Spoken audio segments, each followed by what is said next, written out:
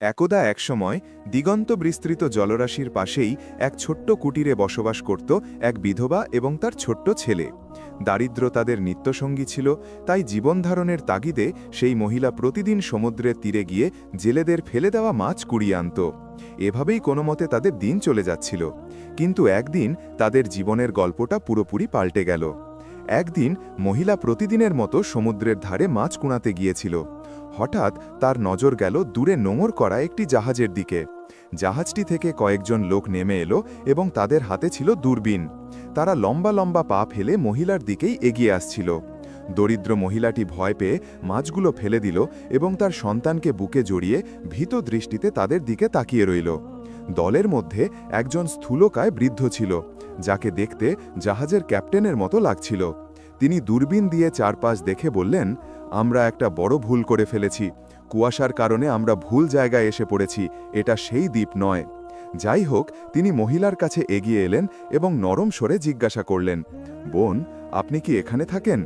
মহিলাটি দ্বিধাগ্রস্ত হয়ে বলল, হ্যাঁ, আমি এখানেই থাকি, কাছেই একটি ছোট্ট কুটিরে। এই বলে সে ফিরে যাওয়ার জন্য ঘুরল। ক্যাপ্টেন তাকে থামিয়ে জিজ্ঞাসা করলেন, এখানে কি কোনো শহর আছে? আমরা কিছু জিনিসপত্র কিনতে চাই। মহিলাটি জবাব দিল, না, এখানে আশেপাশে কোনো শহর নেই। তারা ফিরে যাওয়ার জন্য যেই না ঘুরল, ক্যাপ্টেনের চোখ পড়ল মহিলার কোলে থাকা শিশুটির দিকে। তিনি শিশুটিকে খুঁটিয়ে খুঁটিয়ে দেখে বললেন, আহা, কি সুন্দর শিশু! বড় হয়ে ও একজন সাহসী ও বুদ্ধিমান নাবিক হবে। এরপর তিনি মহিলাকে জিজ্ঞাসা করলেন, ও কি আপনার সন্তান? ওর বাবা কোথায়? মহিলার চোখে জল চলে এলো এবং সে ডুকরে কেঁদে বলল, ওর বাবা ওর জন্মের আগেই মারা গেছেন। এই বলে সে আরও জোরে কাঁদতে লাগল। বৃদ্ধ ক্যাপ্টেনের মনে গভীর প্রভাব ফেলল। তিনি শিশুটিকে আবার ভালোভাবে দেখে বললেন, দরিদ্র মহিলা, আমার ভয় হচ্ছে যে যদি এই শিশুটি আপনার কাছে থাকে তাহলে সে তা হতে পারবে না যা তার হওয়া উচিত। তাই যদি আপনি আপনার সন্তানকে সত্যিই ভালোবাসেন এবং চান যে সে বড় হয়ে নাম করুক, তাহলে ওকে আমাকে দিয়ে দিন। আমি ওকে আমার নিজের সন্তানের মতো মানুষ করব। এর বিনিময়ে আপনি যত ধন সম্পদ চান আমার থেকে নিতে পারেন। মা তার সন্তানকে ভালোবাসার দৃষ্টিতে দেখল এবং বুকে জড়িয়ে ধরে বলল, না না, আমি কোনো মূল্যে আমার সন্তানকে দিতে পারবো না। এই পৃথিবীতে শুধু এই আমার একমাত্র অবলম্বন। মরে যাওয়াও আমার কাছে শ্রেয়, কিন্তু একে ছেড়ে থাকা আমার কাছে গ্রহণযোগ্য নয়। ক্যাপ্টেন বলল, এটা আপনার ভুল। একটু ভেবে দেখুন, যদি এ আপনার কাছে থাকে তাহলে বড় হয়ে সে একজন জেলে হবে। আর যদি আমার কাছে থাকে তাহলে আমি তাকে এমন একজন মানুষে পরিণত করব যে তাকে দেখে আপনিও গর্বিত হবেন। মহিলার কণ্ঠস্বর দৃঢ় হয়ে গেল। একদিকে তার সন্তানের প্রতি ভালোবাসা এবং অন্যদিকে তার ভালো ভবিষ্যৎ ও সুখ। লোকটিকে দেখে মনে হলো সে খুব দয়ালু এবং আল্লাভীরু একজন মানুষ। কাঁপতে কাঁপতে মহিলাটি তার সন্তানকে ক্যাপ্টেনের কোলে তুলে দিল। ক্যাপ্টেন মহিলার হাতে এক গোছা নোট দিয়ে বলল, এটা নিন, এটা আপনার 10 বছরের খরচ। 10 বছর পর আমি এই শিশুটিকে অবশ্যই আপনার কাছে ফিরিয়ে নিয়ে আসব। আপনি কোনো চিন্তা করবেন না। এই বলে সে যতটা দ্রুত এসেছিল ততটাই দ্রুত ফিরে গেল। মা অনেকক্ষণ ধরে সমুদ্রের ধারে দাঁড়িয়ে হাহাকার ভরা চোখে চলে যাওয়া জাহাজের দিকে তাকিয়ে রইল। যখন জাহাজটি চোখের আড়াল হয়ে গেল তখন সে ধীরে ধীরে বাড়ি ফিরে গেল। এই ঘটনার প্রায় 18-20 বছর পেরিয়ে গেল এবং সেই ছোট্ট শিশুটি এক যুবক হয়ে গেল। বৃদ্ধ ক্যাপ্টেন ছেলেটির নাম রাখল আলী। আলী তার জীবনের 18টি বছর সেই জাহাজে কাটিয়েছে। খুব কমই তার ভাগ্যে জমিতে নামা জুটেছে। তার জ্ঞান জাহাজে থেকেই বেড়ে উঠেছে। তার নিজের আগ্রহ এবং বুদ্ধিমত্তা এবং সেই সঙ্গে বৃদ্ধ ক্যাপ্টেনের শিক্ষায় সে অল্প বয়সেই একজন দক্ষ নাবিকের সমস্ত কৌশল রপ্ত করে নিল এবং সমুদ্র যাত্রার সমস্ত নিয়মকানুন নিজের মনে গেঁথে নিল। বৃদ্ধ ক্যাপ্টেন তার সাহস এবং বিচক্ষণতা দেখে মনে মনে হাসতেন। এখন ক্যাপ্টেন নিজে একটি কোণে বসে তামাক পান করতেন এবং যুবক আলী জাহাজগুলোর দেখাশোনা করত। মাঝে মাঝে আলীর তার মায়ের কথা মনে পড়ত। সে ক্যাপ্টেনকে জিজ্ঞাসা করত, আব্বা, আমার কি কোনো মা ছিল না? ক্যাপ্টেন বলতেন, এসব জিজ্ঞাসা করো না বাবা, তোমার মা ছিলেন এবং তিনি খুব ভালো ও বুদ্ধিমান মহিলা ছিলেন। এরপর তিনি এত ধীরে ধীরে বলতেন যে আলী শুনতে পেত না। আল্লাহ জানেন বেচারি কোন অবস্থায় আছে। 4 বছর ধরে চেষ্টা করছি তার সঙ্গে দেখা করার জন্য, কিন্তু কোনো না কোনো বাধা এসে পড়ে। যাই হোক, যে জাহাজে আলী কাজ করত সেটি একজন খুব বড় ব্যবসায়ীর জাহাজ ছিল। সেই ব্যবসায়ীর আরও 6টি জাহাজ ছিল, যেগুলোর মাধ্যমে তিনি সারা বিশ্বে ব্যবসা করে প্রচুর লাভ করতেন। এবার যখন আলীর জাহাজটি জিনিসপত্র বিক্রি করে ফিরে এলো, তখন বৃদ্ধ ব্যবসায়ী ক্যাপ্টেনকে নিজের কাছে ডেকে বললেন, আমার বন্ধু, আমার বয়স এখন 80 বছর। আমি জীবনে কোটি কোটি টাকা উপার্জন করেছি এবং আল্লাহর রহমতে আমার কোনো কিছুর অভাব নেই। শুধু একটি ইচ্ছা আমার মনে রয়ে যাবে, এবং তা হলো সন্তান। যাই হোক, এটা আমার ভাগ্য। এখন যেহেতু আমি খুব বৃদ্ধ হয়ে গেছি, তাই আমি চাই যে আমার সমস্ত ধন সম্পত্তির কোনো সৎ মানুষকে উত্তরাধিকারী করে দিই। আপনি আমার অনেক সেবা করেছেন, এবং আমার চোখে আপনার চেয়ে আমার ধন সম্পত্তির আর কেউ যোগ্য নয়। যদিও আপনিও খুব বৃদ্ধ এবং আমারও মতো আপনারও কোনো সন্তান নেই। ক্যাপ্টেন দ্রুত বললেন, জনাব, হয়তো আপনি জানেন না যে আমার একটি ছেলে আছে, 18 বছরের এক যুবক। আমি তাকে নাবিকের সমস্ত কৌশল শিখিয়ে একজন বুদ্ধিমান নাবিক বানিয়ে দিয়েছি, এবং সে বড় বড় জাহাজের ক্যাপ্টেনদেরও টেক্কা দিতে পারে। ব্যবসায়ী অবাক হয়ে বললেন, আচ্ছা, কিন্তু আপনি তো আমাদের কখনো বলেননি যে আপনার কোনো সন্তানও আছে। ক্যাপ্টেন উত্তর দিলেন, আমি মনে করি না যে এটি এমন কোনো বিষয় যা আপনাকে আমার বলা উচিত ছিল। আমার ব্যক্তিগত বিষয়ে আপনার কি আগ্রহ থাকতে পারে? কেন থাকতে পারে না? অবশ্যই থাকতে পারে, ব্যবসায়ী বললেন। আপনি আপনার ছেলেকে আমার কাছে নিয়ে আসুন। ক্যাপ্টেন খুশি মনে দৌড়ে গেলেন এবং আলীকে সঙ্গে নিয়ে ব্যবসায়ীর কাছে পৌঁছালেন।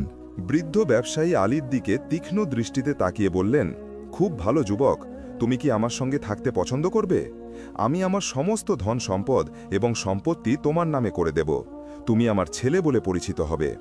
আলী কিছুক্ষণ ভাবল এবং তারপর বলল, জনাব, আমি সারা জীবন সমুদ্রেই কাটিয়েছি।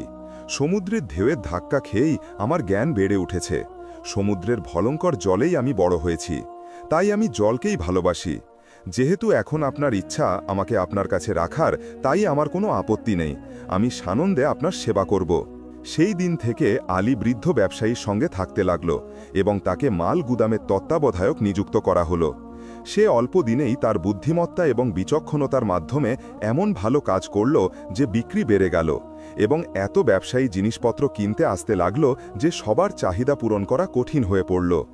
সব গুদাম খালি পড়েছিল এবং জাহাজগুলো এখনও মাল নিয়ে ফিরে আসেনি। এই অবস্থা দেখে আলী ব্যবসায়ীকে বলল, যদি আপনি অনুমতি দেন তাহলে আমি নিজে জাহাজ নিয়ে যাব এবং যত দ্রুত সম্ভব মাল নিয়ে ফিরে আসব। যদি আরও কিছুদিন মাল না আসে তাহলে ব্যবসার অনেক ক্ষতি হবে। বৃদ্ধ ব্যবসায়ী মনে মনে চাননি যে আলী তাকে ছেড়ে যাক, কিন্তু তার জেদ দেখে তিনি তাকে যাওয়ার অনুমতি দিয়ে দিলেন। তারপর আলী তার জাহাজগুলোকে নিয়ে সমুদ্রের ঢেউ এবং তার পথ চিরে তার গন্তব্যের দিকে এগিয়ে যাচ্ছিল। হঠাৎ একটি ভয়ঙ্কর ঝড় এলো। ঝড়টি এতটাই প্রবল ছিল যে সমুদ্রের ঢেউগুলো 30-40 ফুট পর্যন্ত উঠতে লাগল এবং জাহাজ কাগজের নৌকার মতো দুলতে লাগল। সাহসী আলী তার জ্ঞান ধরে রাখল। এর আগে সে শত শত ঝড় দেখেছে, কিন্তু তখন সে শুধু একটি জাহাজের তত্ত্বাবধায়ক ছিল, আর এখন তার তত্ত্বাবধানে এবং তার অধীনে কয়েকটি জাহাজ ছিল। কখনো সে একটি জাহাজকে ইশারা দিয়ে নির্দেশনা দিচ্ছিল, আবার কখনো অন্যটিকে। ঝড় প্রতি মুহূর্তে বেড়েই যাচ্ছিল এবং জলের ঘূর্ণি চারিদিকে ছড়িয়ে পড়ছিল। এই বিশৃঙ্খলায় সব জাহাজ একে অপরের থেকে বিচ্ছিন্ন হয়ে গেল এবং যেদিকে ঢেউ নিয়ে গেল সেদিকেই ভেসে গেল। আলীর জাহাজটি পূর্ব দিকে ভেসে যাচ্ছিল। সে শেষবারের মতো দূরবীন দিয়ে তার জাহাজগুলো দেখার চেষ্টা করল, কিন্তু সমুদ্রের ঢেউ ছাড়া আর কিছুই দেখতে পেল না। সারা রাত তার জাহাজ ঢেউয়ের দয়াতে চলল। সকালে যখন ঝড় থামল তখন একটি দ্বীপ দেখতে পেল। সে নাবিকদের সেখানে নোঙর ফেলার নির্দেশ দিল, যাতে তারা জানতে পারে যে তারা কোথায় আছে এবং তাদের গন্তব্যস্থল কত দূরে। জাহাজটি তীরের থেকে কিছুটা দূরে থামানো হলো এবং আলী কয়েকজন অভিজ্ঞ নাবিককে নিয়ে তীরে নামল। সে দেখল যে কয়েকজন লোক একজন বৃদ্ধের মৃতদেহকে মারছে। একজন লোক তার মাথায় জুতো মারছিল এবং অন্যজন তার দাড়ি ও চুল ছিঁড়ছিল। এই দৃশ্য দেখে আলী খুব দুঃখ পেল। সে দ্রুত দৌড়ে তাদের কাছে গেল এবং ধমক দিয়ে বলল, তোমরা এই লাশের কেন অসম্মান করছো? তোমাদের আল্লাহর ভয় নেই? একজন লোক তাকে বলল, আপনি কে আমাদের কাজে হস্তক্ষেপ করার জন্য? এ আমাদের কাছে ঋণী। কিছু বছর আগে সে আমাদের কাছ থেকে 50 রিয়াল ধার নিয়েছিল এবং এখন এই ধার না দিয়েই সে পৃথিবী ছেড়ে চলে গেল। তাই আমরা তাকে মেরে আমাদের রাগ শান্ত করছি। এই বলে তারা আবার তাকে মারতে শুরু করল। থামো থামো, আলী বলল, এই নাও তোমাদের 50 রিয়াল এবং ওকে ছেড়ে দাও। আলী তার পকেট থেকে 50 রিয়াল বের করে তাদের সামনে ছুঁড়ে দিল এবং তার সঙ্গীদের সাহায্যে সেই বৃদ্ধের মৃতদেহকে একটি গর্ত খুঁড়ে তাতে কবর দিল। এটা একটা অদ্ভুত দেশ, আলী তার সঙ্গীদের বলল। এর আগে কি তোমরা কখনো এখানে এসেছো? আমি তো এখানে কখনো আসিনি, একজন নাবিক বলল। শুনেছি পূর্ব দিকে একটি দ্বীপ আছে যার নাম জুবার, এটা কি সেটাই? হতে পারে, আলী উদাসীনভাবে বলল এবং তারপর সামনের দিকে এগিয়ে গেল। কিছুক্ষণ হাঁটার পর তারা একটি জনবসতিতে পৌঁছালো, যেখানে একটি মাঠে অনেক লোক জমা হয়েছিল এবং তাদের মাঝে একটি আগুনের বড় শিখা জ্বলছিল। আগুনের কাছে একটি খুব সুন্দরী মেয়েকে দড়ি দিয়ে বাঁধা অবস্থায় পড়ে থাকতে দেখা গেল। মনে হচ্ছিল যেন তারা তাকে আগুনে পোড়ানোর প্রস্তুতি নিচ্ছে। আলী ভিড় ঠেলে সামনের দিকে এগিয়ে গেল এবং বলল, এটা কি ব্যাপার? তোমরা এই মেয়েটিকে কেন আগুনে পুড়িয়ে মারছ? একজন বৃদ্ধ লোক এগিয়ে এলো এবং গর্জে বলল, আপনি কে এটা জিজ্ঞাসা করার জন্য?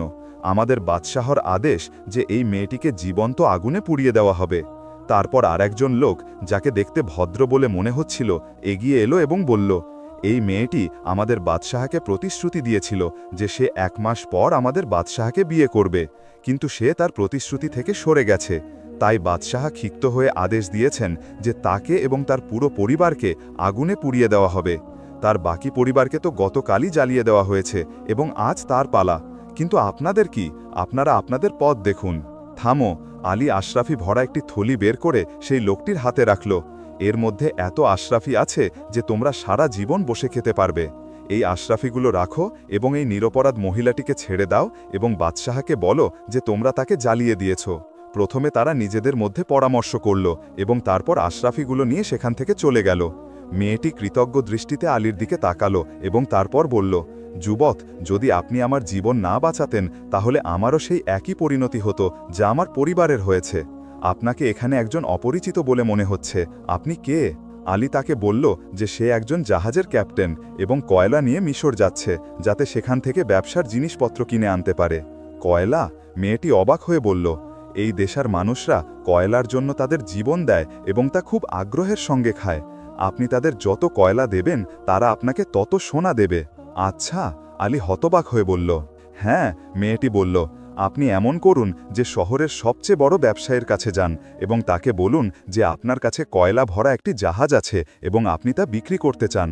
সে সানন্দে রাজি হয়ে যাবে এবং তার বদলে আপনাকে সোনা দেবে। তবে এটা একটি বুদ্ধিমানের কাজ। যেই না চুক্তি হয়ে যাবে এবং সোনা আপনার জাহাজে পৌঁছে যাবে, আপনি আপনার জাহাজের নোঙর তুলে দেবেন এবং যত দ্রুত সম্ভব এখান থেকে চলে যাবেন। যদি একটুও দেরি হয় তাহলে এই বর্বর লোকেরা আপনাকে ছাড়বে না। তারা আপনাদের আক্রমণ করে আপনার জাহাজ এবং সমস্ত জিনিসপত্র দখল করে নেবে। আলী সেই মেয়েটির কথা মতো চলার সিদ্ধান্ত নিল এবং শহরের সবচেয়ে বড় ব্যবসায়ীর কাছে পৌঁছালো। সে তার সঙ্গে খুব সম্মানজনকভাবে ব্যবহার করল এবং যখন আলী তাকে বলল যে সে জাহাজ ভর্তি কয়লা এনেছে, তখন সে আনন্দে লাফিয়ে উঠল এবং বলল, আপনি কি তা আমাকে বিক্রি করতে চান? মুখের কথাতেই আমি দাম দেব। যদি চুক্তি আজই হয়ে যায় তাহলে ভালো হয়। আলী তার কাছে কয়লার সমান সোনা চাইল। ব্যবসায়ী প্রথমে ইতস্তত করল, কিন্তু পরে রাজি হয়ে গেল। সোনা কাল সকালে 6টার সময় আমার জাহাজে পৌঁছে যাবে, আলী ব্যবসায়ীটিকে বলল। আমি কয়লা তীরে রেখে চলে যাব। এই বলে সে ফিরে এলো। মেয়েটি তার জন্য অপেক্ষা করছিল। সমস্ত কথা শুনে সে বলল, আপনি আপনার লোকেদের এখনই প্রস্তুত থাকার নির্দেশ দিন, যাতে যেই না সোনা জাহাজে আসবে তারা জাহাজের নোঙর তুলে দেয়। যদি একটুও দেরি হয় তাহলে পৃথিবীর কোনো শক্তিই আপনাকে বাঁচাতে পারবে না। আলী তার সমস্ত নাবিককে নির্দেশ দিল যে তারা যেন প্রস্তুত থাকে, যাতে যেই না ইশারা পাওয়া যায় তারা জাহাজের নোঙর তুলে দেয়। সেই রাতটা চোখের পলকে কেটে গেল। সকাল হতেই সেই ব্যবসায়ী সোনা গাড়িতে ভরে সেখানে উপস্থিত হল। আলী আগেই সমস্ত কয়লা তীরে নামিয়ে দিয়েছিল। যখন সমস্ত সোনা তার জাহাজে চলে এলো, কেবল ইশারা করার অপেক্ষা ছিল, আর জাহাজ চলতে শুরু করল। কিছুটা দূরে পৌঁছে আলী দূরবীন দিয়ে দেখল যে কয়েকজন লোক হাতে লাঠি নিয়ে তীরে এদিক ওদিক দৌড়াচ্ছে। বৃদ্ধ ক্যাপ্টেন এবং ব্যবসায়ী আলীর নিখোঁজ হয়ে যাওয়ায় খুব চিন্তিত ছিলেন এবং তাদের দুটি জাহাজ দখল খেয়ে ফিরে এসেছিল, কিন্তু আলীর জাহাজের কোনো খবর ছিল না। যখন আলী তার জাহাজ নিয়ে সেখানে পৌঁছালো, তখন বৃদ্ধ ব্যবসায়ী এবং ক্যাপ্টেন আনন্দে আত্মহারা হয়ে গেলেন এবং যখন তারা জানতে পারলেন যে সে তার সঙ্গে অঢেল সোনা এনেছে, তখন তাদের আনন্দের আর কোনো সীমা রইল না। বৃদ্ধ ব্যবসায়ী মেয়েটির সঙ্গে খুব ভালোবাসা এবং নম্রতার সাথে ব্যবহার করলেন এবং তার খুব সেবা যত্ন করলেন, কিন্তু আলী দেখল যে সে চুপচাপ এবং নীরব থাকে। অবশেষে আলী একদিন তাকে জিজ্ঞাসাই করেই বসল। সে উত্তর দেওয়ার বদলে বলল, আপনি কি আর কোথাও যাবেন না? না, আলী অবাক হয়ে বলল, কেন? আমি এতদিন পর তো এসেছি, এখন বিশ্রাম নিতে চাই। কিন্তু কেন? আপনার কি কোনো কাজ আছে? হ্যাঁ, মেয়েটি মাথা নিচু করে বলল, আগে আপনি আপনার কাজের জন্য যাত্রা করেছিলেন, কিন্তু এখন আমার কাজের জন্য যাত্রা করবেন। বলুন, আপনি কি হাসপানিয়া যাবেন? আলী হেসে বলল, যদি আপনার কোনো কাজ থাকে তাহলে অবশ্যই যাব। আপনি আমার উপর এমন এক অনুগ্রহ করেছেন যা আমি জীবনেও ভুলতে পারবো না।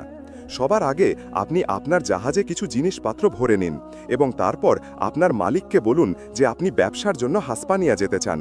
যখন তিনি অনুমতি দেবেন তখন আমার কাছে আসবেন, আমি আপনাকে কিছু কথা বলবো।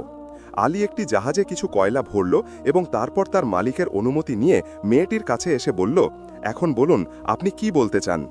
মেয়েটি আলমারি থেকে একটি চমৎকার কোট বের করল এবং তাকে দিয়ে বলল, যখন আপনি হাসপানিয়া পৌঁছাবেন তখন রবিবার এই কোটটি পরে রাজকীয় গির্জায় যাবেন।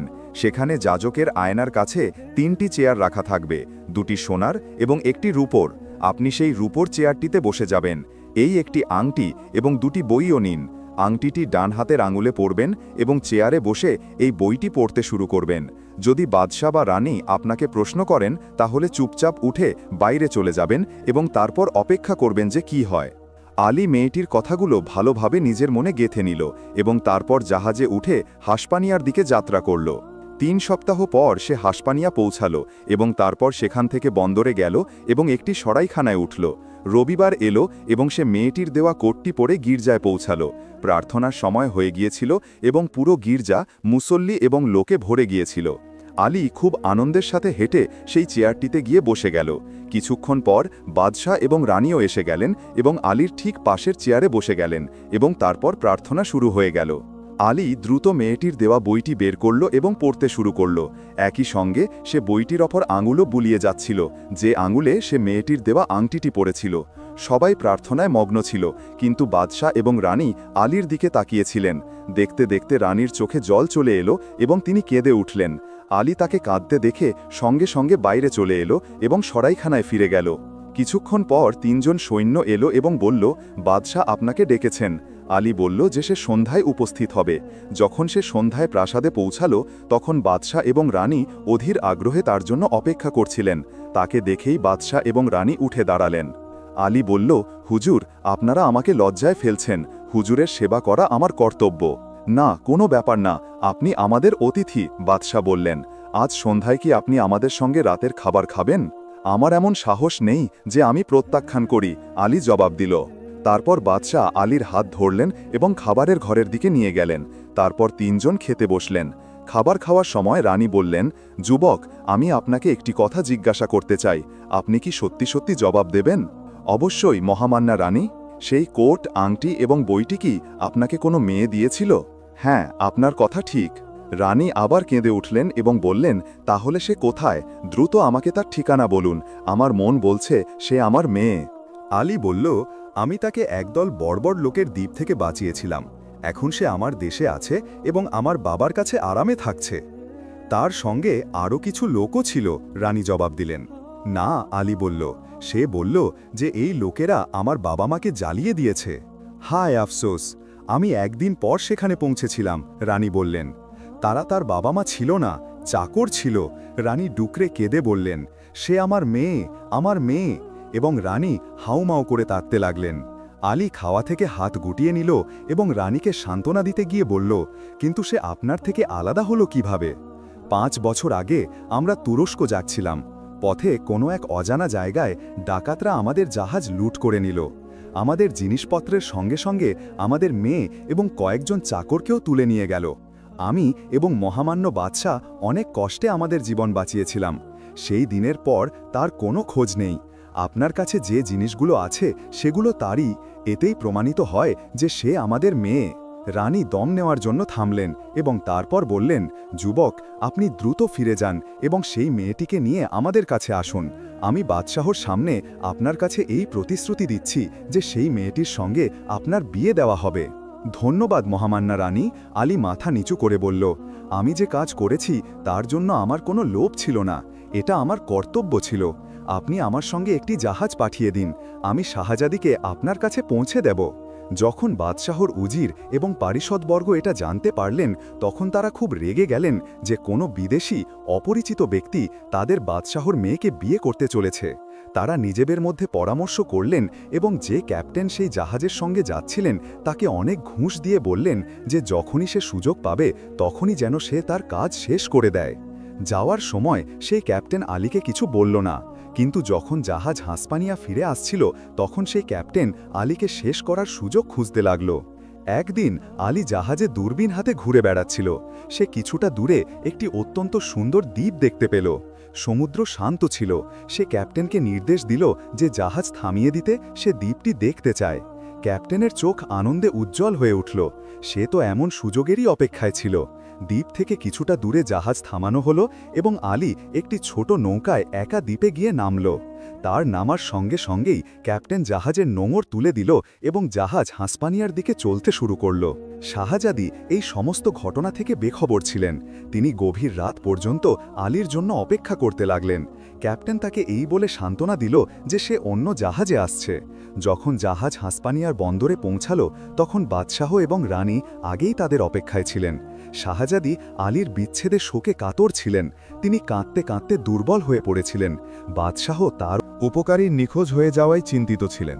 ক্যাপ্টেন তাকে এমন এক মনগড়া গল্প শোনাল যে তিনি তার উপর সন্দেহ করতে পারলেন না। এদিকে আলীও দ্বীপে এদিক ওদিক ঘুরছিল। কিছুক্ষণ পর যখন সে আবার তীরে ফিরে এলো তখন জাহাজের দূর দূরান্তেও কোনো চিহ্ন ছিল না। এভাবেই সময় কেটে গেল এবং 1 মাস পেরিয়ে গেল। আলী প্রতিদিন তীরে বসে থাকত যাতে কোনো জাহাজ সেখান দিয়ে গেলে সে সাহায্যের জন্য তাকে ডাকতে পারে। তার জামাকাপড় ছিঁড়ে সমান হয়ে গিয়েছিল।